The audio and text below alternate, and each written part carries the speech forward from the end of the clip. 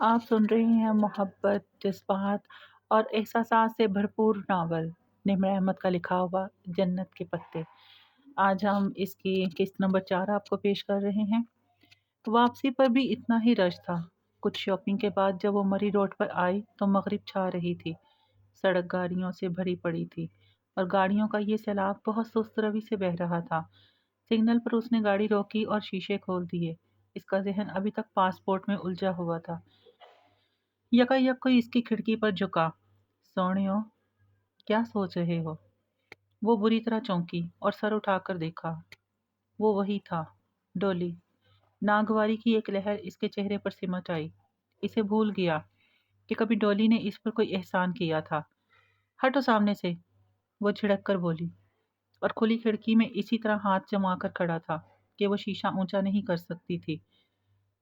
लो बाजी, मैं तो सलाम दुआ करने आई थी और आप गुस्सा कर रही हो। इस रोज़ वाले सख्त तासरात डॉली के चेहरे पर नहीं थे। इसके चेहरे पर कराहियत बड़ी मासूमियत थी। हटो सामने से, वरना मैं पुलिस को बुला लूंगी। हाय बाजी, डॉली से ऐसे बात करती हो? और आपकी तारीफें कर कर के डॉली ने मेरा सर खा लिया था। उसने आवाज़ पर सर घुमाकर देखा तो फ्रंट स्ट्रीट की खुली खिड़की पर एक और ख्वाजा सरा खड़ा था। डॉली की स्याह रंगत की निस्बत इसका रंग जरा साफ था। वो दोनों हाथ खिड़की की चौखट पे दिए खड़ा था। ये कौन हो तुम? हटो मेरी गाड़ी से। इसे ठंडे पसीने आने लगे थे। ये जी मेरी बहन है पिंकी। बड़ा शौक था जी इसे आपसे मिलने का।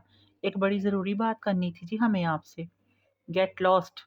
उसने हाथ बढ़ाकर शीशा ऊंचा करना चाहा, मगर पिंकी ने अपना हाथ अंदर कर दिया। एकदम से इसकी कलाई सामने आई थी। इसकी कलाई पर एक गुलाबी सुर्ख रंग का कांटा बना था, जिसे जैसे जला हो या शायद बर्थ मार्क। हटो, आई से गेट लॉस्ट। वो आलम तहश में शीशा ऊपर करने लगी, मगर पिंकी ने इस पर अपने हाथ रख दिए थे। शीशा ऊपर नहीं हो पा रहा था। बाजी, ऐसे ना करो पिंकी नाल, इसका हाथ जख्मी हो जाएगा जी। डॉली ने पीछे से कहते हुए हाथ बढ़ाकर इसके कंधे पर रखा तो वो तेवरा कर घूमी। उसने डॉली को धक्का दिया और वो लड़खड़ाकर चंद कदम पीछे हटा तो उसने जल्दी से शीशा ऊपर चढ़ा दिया। अब तुम भी हटो इधर से, वरना मैं लोगों को इकट्ठा कर लूंगी। वो हाथ बढ़ाकर पिंकी की तरफ वाला शीशा बंद करने लगी, लेकिन वो अड़ ही गया था। बाजी जी, मैं ते तानू डोली के दिल की बात बताने आई थी और तुसा इस तरह कर रहे हो। ये जो डोली है ना, ये बड़ा पसंद करती है आपको, मगर इकरार नहीं करती है। पिंकी मसनूई अंदाज में बन बन कर हिल रहा था। पीछे डोली शीशा बजाने लगा था।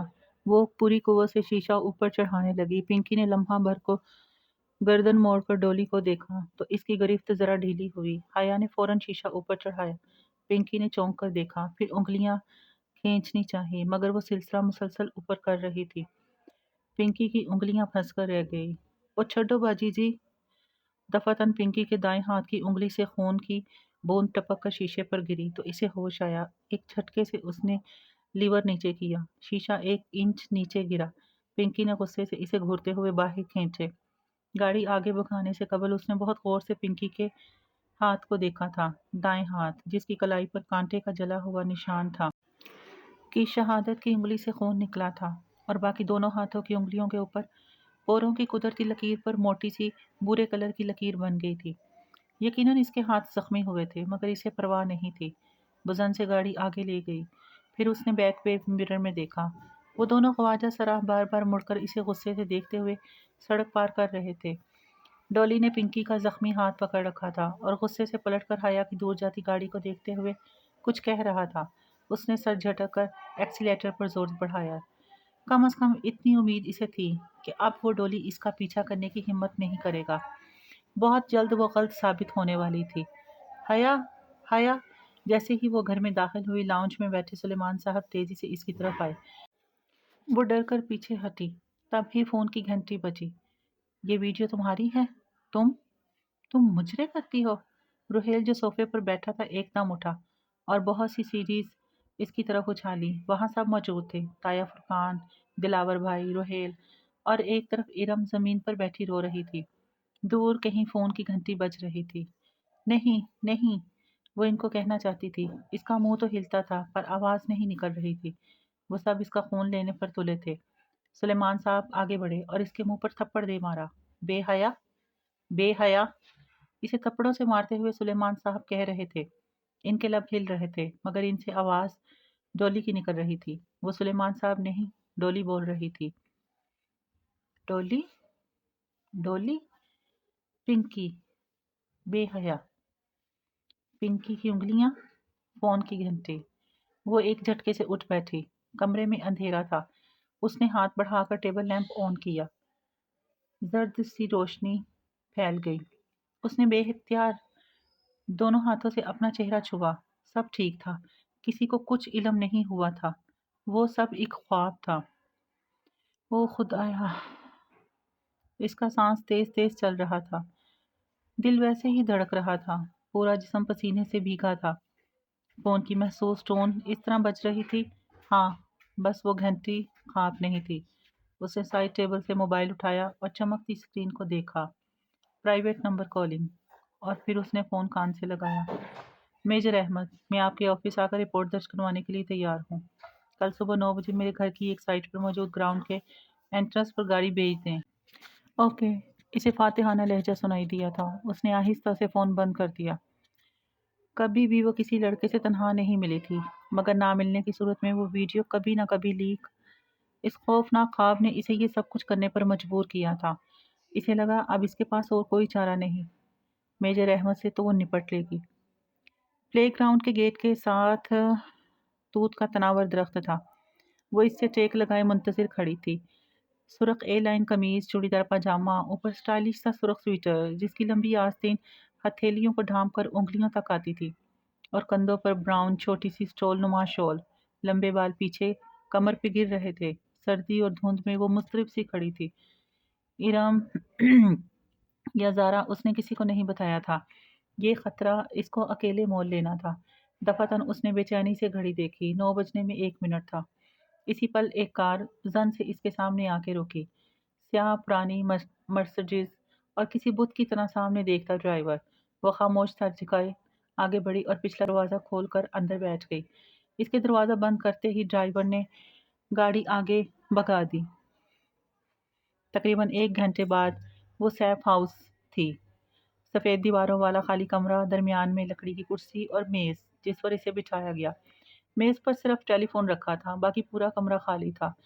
وہ مضطرب سی گردن گھما کر ادھر ادھر دیکھنے لگا۔ 3 طرف سفید دیواریں تھیں۔ ان میں سے ایک دیوار میں وہ دروازہ تھا جہاں سے وہ آئی تھی، البتہ چوتھی سمت اس کے بالمقابل دیوار شیشے کی بنی تھی۔ دراصل وہ شیشے کی اسکرین تھی جو زمین سے لے کر چھت تک تھی۔ اس نے غور سے اسکرین کو دیکھا۔ اس کا شیشہ دھندلا کر دیا گیا تھا، جیسے مشین پھیر کر فروسٹڈ کیا جاتا ہے۔ ہر شے اتنی مبہم اور دھندلی تھی کہ وہ بمشکل ایک خاکہ بنا رہی تھی۔ یقیناً وہ شیشہ ایک کمرے کو 2 حصوں میں تقسیم کرنے کے لیے درمیان میں لگایا گیا تھا، اور اس کے پار کمرے کا باقی حصہ تھا۔ شیشے کے اس پار کوئی بڑا پرتعیش سا آفس تھا، اور آفس ٹیبل کے پیچھے ریوالونگ چیئر پہ کوئی بیٹھا تھا۔ اس کا رخ خیا کی جانب ہی تھا۔ اس کا چہرہ واضح نہ تھا۔ خاکی یونیفارم، سر پر کیپ، ٹیک لگا کر کرسی پر بیٹھا، میز پر رکھی کوئی چیز انگلیوں پر گھماتا ہوا۔ شاید دیکھ بھی اسی کو رہا تھا، مگر اس کی آنکھیں واضح نہ تھی۔ واضح تھی تو بس ایک چیز، اس آفیسر کے گندمی چہرے کے دائیں طرف والے آدھے پہ ایک بدنما سی کالک، جیسے آدھا چہرہ جھلس گیا ہو۔ دفعتاً وہ شخص آگے کو جھکا اور میز سے کچھ اٹھا کر کان سے لگایا۔ غالباً فون کا ریسیور۔ ٹرن ٹرن، یکدم حیا کے سامنے میز پر رکھا فون بجنے لگا۔ وہ چونکی۔ فون مسلسل بج رہا تھا۔ کیا وہ شخص اسے کال کر رہا تھا؟ اس نے دھڑکتے دل سے ریسیور اٹھایا اور کان سے لگایا۔ ہیلو، السلام علیکم، مس حیا سلیمان، دس از میجر احمد۔ وہی بھاری، نرم، گرم سا، خوبصورت لہجہ۔ وعلیکم السلام۔ وہ فون ہاتھ میں پکڑ کر کان پر رکھے ایک ٹک سامنے اسکرین کو دیکھ رہی تھی، جس پر آدھے جلسے والا آفیسر فون تھامے بیٹھا تھا۔ کیا وہی میجر احمد تھا؟ میں امید کرتا ہوں کہ ہم نے آپ کو زیادہ تکلیف نہیں دی۔ جی۔ اس کو گھٹن محسوس ہونے لگی تھی۔ میرے سامنے لیپ ٹاپ پر سسٹم کھلا ہوا ہے، مجھے ایک کلک کرنا ہے اور آپ کی ویڈیو صفائی ہستی سے ایسے مٹ جائے گی جیسے کبھی بنائی ہی نہیں گئی تھی۔ دیوار کے اس پار دھندلے منظر میں بیٹھے آفیسر کے سامنے بھی لیپ ٹاپ کھلا پڑا تھا تو وہ میجر احمد تھا، وہ سامنے کیوں نہیں آتا تھا؟ اور شہر کے ایک ایک بندے سے میں یہ ویڈیو نکلوا چکا ہوں۔ بولے حیا میں کلک کر دوں اور وہ رپورٹ سمجھے وہ درج ہو گئی۔ اسے لگا وہ مسکرایا تھا، مگر آپ نے کہا تھا کہ مجھے رپورٹ کے لیے غلط کہا تھا، ایکسکیوز بنایا تھا۔ بعض اوقات بہانے بنانے پڑتے ہیں تب جب مزید صبر نہیں ہوتا، سمجھی؟ فون کو جھکڑا، اس کا ہاتھ پسینے میں بھیگ چکا تھا۔ یہ شخص اتنی عجیب باتیں کیوں کر رہا تھا؟ آپ کلک کر دیں، بمشکل وہ کہہ پائی۔ وہ شخص جھکا، شاید بٹن دبانے، اور پھر واپس پیچھے ہو کر بیٹھ گیا۔ کر دیا۔ اوہ تھینک یو میجر احمد۔ اس کا گلا رندنے لگا تھا۔ ایک بات پوچھوں؟ جی۔ کیا یہ ویڈیو جعلی تھی؟ نہیں تھی تو اصلی۔ تو آپ اتنی ڈر کیوں رہی تھی؟ ظاہر ہے یہ ہماری فیملی ویڈیو تھی، اور شادیوں پر ڈانس کی ویڈیو ہم نہیں بنواتے۔ کیوں؟ وہ بے طرفے سوال کر رہا تھا۔ کیا مطلب کیوں؟ شادیوں کی ویڈیوز سرکولیٹ ہوتی ہیں ہر جگہ، کیا اچھا لگتا ہے ہمارے ڈانس کی ویڈیو پر رائے لوگ دیکھیں؟ مگر پرائے لوگ لائیو تو دیکھ سکتے ہیں۔ غالباً اس ویڈیو میں مجھے ویٹرز، مووی میکر اور ڈی جے نظر آ رہے تھے۔ وہ بھی تو پرائے مرد ہے نا؟ میں سمجھ نہیں پایا کہ اگر آپ اس طرح رقص کرنے کو صحیح سمجھتی ہیں تو ویڈیو کے باہر نکلنے پر پریشان کیوں تھی؟ جی میں آپ کے سامنے جواب دہ نہیں ہوں، وہ درستی سے بولی۔ ٹھیک کہا آپ نے۔ خیر ایک اور بات پوچھوں؟ پوچھیے۔ اب کہ اس کی آواز میں اجنبیت در آئی تھی۔ کبھی کوئی آپ کے لیے جنت کے پتے توڑ کر لایا ہے؟ ہم دنیا والوں نے جنتیں کہاں دیکھی ہیں میجر احمد؟ اس کے چہرے پر تلخی رقم تھی۔ تب ہی تو ہم دنیا والے جانتے ہی نہیں کہ جنت کے پتے کیسے دکھتے ہیں۔ کبھی کوئی آپ کو لا دے تو انہیں تھام لیجئے گا، وہ آپ کو رسوا نہیں ہونے دیں گے۔ اس کے چہرے کی تلخی سکوت میں ڈھلتی گئی۔ کون تھا اس بار؟ آپ سن رہی ہیں؟ ہوں؟ جی جی۔ وہ چونک کر سنبھلی۔ میں چلتی ہوں۔ وہ ریسیور کان سے ہٹانے ہی لگی تھی کہ وہ کہہ اٹھا، ایک منٹ، ایک آخری سوال کرنا ہے مجھے۔ وہ اٹھتے اٹھتے واپس بیٹھ گئی۔ جی پوچھیے۔ آپ مجھ سے شادی کریں گی؟ اسے زور کا دھچکا لگا۔ وہ گنگ سی پھٹی پھٹی نگاہوں سے دھندلی دیوار کو دیکھے گئی۔ بتائیے مس حیا۔ اس کے لب بھینچ گئے۔ حیرت اور شوق پر غصہ غالب آ گیا۔ مس حیا نہیں، مسز حیا، ایک ایک لفظ چبا چبا کر بولتی۔ وہ پرس تھام کر اٹھی۔ فون کا ریسیور ابھی تک پکڑ رکھا تھا۔ کیا مطلب؟ وہ واضح چونکا تھا۔ افسوس کہ میرے بارے میں اتنی معلومات رکھنے کے باوجود آپ میرے بچپن میں ہونے والے نکاح سے بے خبر ہیں۔ وہ نکاح جو میرے کزن جہاں سکندر سے میرے بچپن میں ہی پڑھا دیا گیا تھا۔ میں شادی شدہ ہوں اور میرا شوہر ترکی میں رہتا ہے۔ اور آپ کی وہ رشتہ دار فیملی جو کبھی پاکستان آئی ہی نہیں۔ جانتا ہوں آپ کی پھوپھو کا خاندان جو ذلت اور شرمندگی کے مارے اب شاید کبھی ادھر کا رخ نہیں کرے گا۔ آخر کارنامہ بھی تو بہت شرمناک انجام دیا تھا نا۔ ان کا انتظار کر رہی ہیں آپ۔ ارے بچپن کا نکاح تو کوٹ کی ایک ہی پیشی میں ختم ہو جاتا ہے۔ Shut up, just shut up major Ahmed, وہ چلائی۔ آپ کی ہمت بھی کیسے ہوئی یہ بات کرنے کی؟ ارے بھاڑ میں جائیں آپ اور آپ کی وہ ویڈیوز۔ آپ بھلے اسے ٹی وی پر چلوا دیں، مجھے کوئی پرواہ نہیں ہے۔ میرا ایک کام کرنے کی اتنی بڑی قیمت وصولنا چاہتے ہیں آپ؟ رہا جہاں سکندر تو وہ میرا شوہر ہے اور مجھے بہت محبت ہے اس سے۔ اس کے علاوہ میری زندگی میں کوئی نہیں آ سکتا، سمجھے آپ؟ ریسیور واپس پٹکنے سے قبل اس نے سوگواریت بھرا کہا سنا تھا۔ پیر پٹک کر وہ دروازے کی جانب بڑھی۔ اسی لمحے دروازہ کھول کر ایک سپاہی اندر آیا جو اسے اندر بٹھا کر گیا تھا۔ اسے فوراً اشارہ کر دیا گیا تھا۔ ملاقات ختم ہو چکی تھی اور حیا کے لیے وہ بے حد تلخ ثابت ہوئی تھی۔ گاڑی آپ کا انتظار کر رہی ہے میم، آئیے۔ وہ راستہ چھوڑ کر ایک طرف ہو گیا۔ حیا نے گردن موڑ کر دیکھا۔ دھند کے اس پار وہ شخص میز پر جھکا کچھ لکھ رہا تھا۔ اسے لگا اس نے اس کی میز پر کسی سرخ شے کی جھلک دیکھی ہے، شاید سرخ گلابوں کے گلدستے کی، یا شاید اس کا وہم تھا۔ جس لمحے وہ اس پرانی کار کی پچھلی سیٹ پر بیٹھی تو کھلے دروازے سے اس سپاہی نے اسے ایک سرخ گلابوں کا بوکے اسے تھمایا۔ گو کہ اس کے ساتھ کوئی خط نہ تھا اور وہ پھول بھی ان سفید پھولوں سے قطر مختلف تھے۔ پھر بھی اسے یقین ہو گیا کہ وہ گمنام خطوط بھیجنے والا بھی میجر احمد ہی تھا۔ یہ جا کر اپنے میجر احمد کے منہ پر دے مارو، اس نے بکے سپاہی کے بازوؤں میں پھینکا اور دروازہ کھٹاک سے بند کیا۔ گاڑی زن سے آگے بڑھی۔ حیا، حیا۔ شام میں ارم بھاگتی ہوئی آئی۔ خوشی اس کے آنگن سے پوچھ رہی تھی۔ وہ ویڈیو اس ویب سائٹ سے ریموو ہو گئی ہے۔ اس نے فرتے جذبات سے تقریباً بیک گراؤنڈ سے ٹیک لگا کر بیٹھی حیا کو جھنجھوڑ ہی دیا تھا۔ مگر کیسے ہوا یہ سب؟ اس ویب سائٹ والے کو خوف خدا آ گیا ہوگا۔ مجھے کیا پتا، وہ لاپرواہی سے انجان بن گئی۔ شاید، مگر اچھا ہی ہوا۔ اور ہاں، تمہاری ترکی کی فلائٹ کب ہے؟ پتہ نہیں، پہلے پاسپورٹ تو ملے پھر ہی ویزا ملے گا۔ اس کو ارم کی موجودگی سے کوفت ہونے لگی تھی۔ کچھ اس کے تاثرات سے واضح ہو رہا تھا، اس لیے ارم جلد ہی اٹھ کر چلی گئی۔ وہ پھر سے سوچوں میں گم ہو گئی۔ میجر احمد، اس کا آدھا جھلسا چہرہ، سامنے نہ آنا، پردے کے پیچھے سے بات کرنا، اور اس کی وہ عجیب فلسفیانہ باتیں، جنت کا تذکرہ، باز پرس کرنا، اور پھر مجھ سے شادی کا سوال۔ میرے خدایا، کیسا عجیب آدمی تھا وہ۔ اور اور اس کی ایک بات جس کے بارے میں وہ اس وقت شدید طیش میں ہونے کے باعث سوال نہیں کر سکی تھی، آپ کی پپو کا خاندان جو ذلت و شرمندگی کے مارے آپ شاید ادھر کا رخ کبھی نہیں کرے گا۔ آخرکار کارنامہ بھی تو بہت شرمناک انجام دیا۔ کیوں کہی تھی اس نے یہ بات؟ کیسی ذلت و شرمندگی، کیسا شرمناک کارنامہ؟ پھپھو کا خاندان واقعتاً پلٹ کر نہیں آیا تھا، تو کیا اس کی وجہ ان کی اپنے ملک اور خاندان سے بیزاری نہیں تھی جیسا کہ وہ قیاس کرتی تھی، بلکہ کوئی اور تھی، کوئی ذلت آمیز کام جو انہوں نے سر انجام دیا تھا؟ اور انہوں نے کس نے؟ پھپھو نے، ان کے شوہر نے، یا جہاں سکندر نے؟ کیا گتھی تھی بھلا؟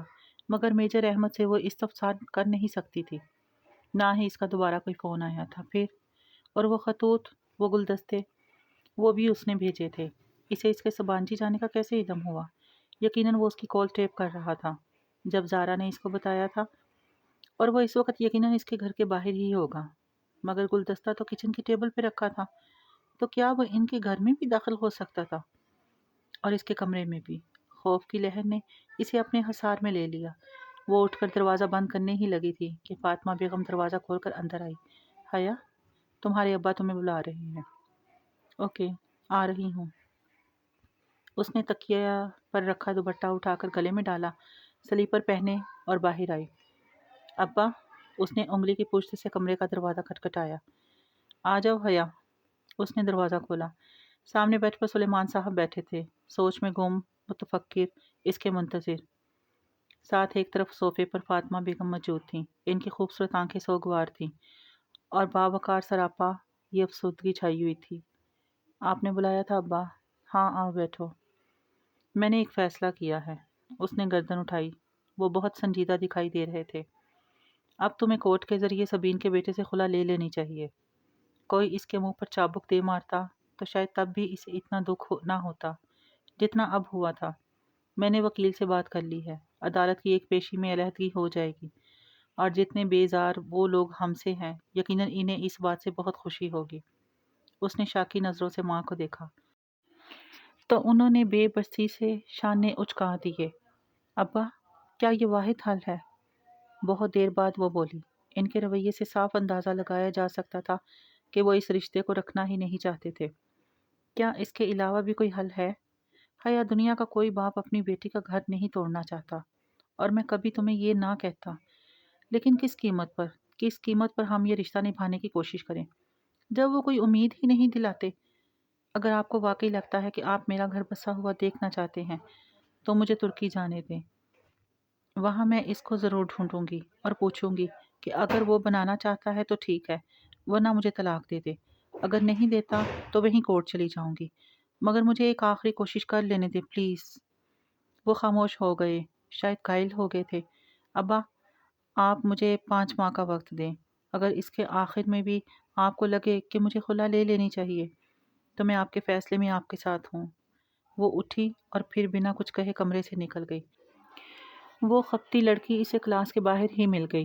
وہ فائلیں سنبھالتی باہر جا رہی تھی جب اس نے حیا کو روک لیا۔ سنیں مس سلیمان، وہ جیسے مجبوراً اسے مخاطب کر رہی تھی۔ حیا نے کوفت سے پلٹ کر دیکھا۔ وہاں خدیجہ رانا کھڑی تھی، ڈی جے، جسے ڈی جے صرف اس کے فرینڈ کہا کرتے تھے۔ وہ اس کی فرینڈ نہ تھی اور نہ ہی بننا چاہتی تھی۔ جی خدیجہ، बादिल नखास्ता उसने ज़रा मुरव्वत से जवाब दिया। आपने वीज़े के लिए अप्लाई कर दिया? दरअसल मैडम फरहंदा ने कहा है कि हम दोनों को जल्द अज जल्द वीज़े के लिए अप्लाई करना है, क्योंकि फरवरी के पहले हफ्ते हमने सबानजी को ज्वाइन करना है और आज 13 तारीख है। हमारे पास बस 15 दिन है और तुर्की का वीज़ा 15 दिन में कभी नहीं लगा करता। वो तेज़ तेज़ बोले जा रही थी। इसकी बात कुछ ऐसी थी कि हया को संजीदा होना पड़ा, वरना अभी तक तो वो अब्बा की कही गई बातें सोच रही थी। ओह, तो तब हमें क्या करना चाहिए? कल तरकश एम्बेसी जाकर वीज़े के लिए अप्लाई करना है। इनका अजीब सा रूल है कि हर रोज़ सबसे पहले आने वाले 15 उम्मीदवारों का ही इंटरव्यू होता है। एम्बेसी सुबह 7 बजे ही खुल जाती है और लोगों की लाइन लगी होती है।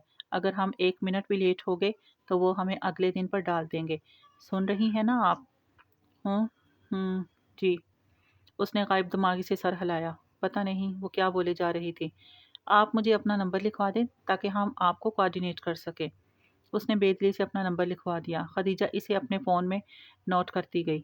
ठीक है, कल सुबह 6:30 बजे तक आप डिप्लोमेटिक एनक्लेव तक पहुंच जाइएगा। मैं वहीं आ जाऊंगी। उसने अच्छा कहकर जान छुड़ाने वाले अंदाज में सर हिलाया। और प्लीज़ देर मत कीजिएगा। ये ना हो कि आपकी वजह से मेरा वीज़ा भी रह जाए, मिस सुलेमान। वो नाक चढ़ाकर ये जता गई कि आखिर वो भी खदीजा राना है। क्या कंपनी मिली है मुझे। उफ, वो पैर पटक कर आगे बढ़ गई। अब्बा की बातों ने इसे इतना डिस्टर्ब किया था कि इस वक्त वीज़ा वो आखिरी चीज़ था जिसके बारे में वो सोच सकती थी। रात की तारीकी को दुकानों की दीवारों से झलकती रोशनी रोशन किए हुए थी। जर्द रोशनियों का अक्स सामने लंबी सीधी सड़क पर भी पड़ा था, जिसकी एक तरफ पार्किंग की गाड़ियों की लंबी कतार थी, दूसरी तरफ एक छोटा सा चबूतरा बना हुआ था। चबूतरे पर दिन के वक्त बुक फेयर का स्टॉल लगा करता था। ये जनास ऊपर था, स्याह जैकेट की जेबों में हाथ डाले, शानों पर फिसलते स्याह लंबे बाल लिए, वो सर झुकाए खुद फरामोशी के आलम में चल रही थी। अम्मा और अब्बा की कही गई बातें दिलो दिमाग में गूंज रही थी। ये जहां सिकंदर कौन था? इसका मंकूफ, कज़न, शोहर, वो शख्स जिसके ख्वाब उसने सारी उम्र देखे थे। क्या अब्बा अम्मा नहीं जानते थे कि ख्वाब अगर अपने हाथों से तोड़े जाएं तो उंगलियां भी ज़ख्मी हो जाती हैं? फिर कैसे वो खुद को ज़ख्म दे? अगर वो जहाँ या सबीन पुप्पो को लिए कोई अनचाहा रिश्ता थी, तो भी इनको सफाई का एक मौका दिए बगैर ही कैसे खुद को इनसे अलग कर ले? वो सीटी की तेज़ आवाज़ थी जिसने इसे ख्यालों के हजूम से निकाला। उसने चौंक कर सर उठाया। 2-3 लड़के थे, जीन्स और जैकेट्स में मलबूस, और वो मुख्तलिफ सिमतों से इसकी तरफ आ रहे थे, यूं कि हर तरफ वही थे।